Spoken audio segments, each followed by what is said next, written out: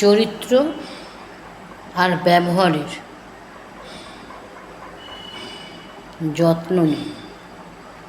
দামি পোশাক পরলে আর দামি দামি গাড়ি চললে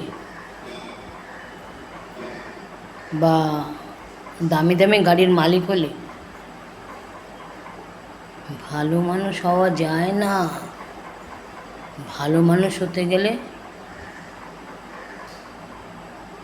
বা ভালো চরিত্র হতে গেলে ভদ্র, সভ্য, নম্র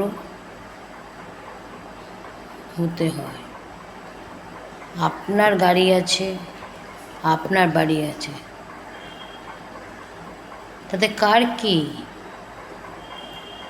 তা বলে আপনি যার পয়সা নেই তাকে অপমান করতে পারেন না।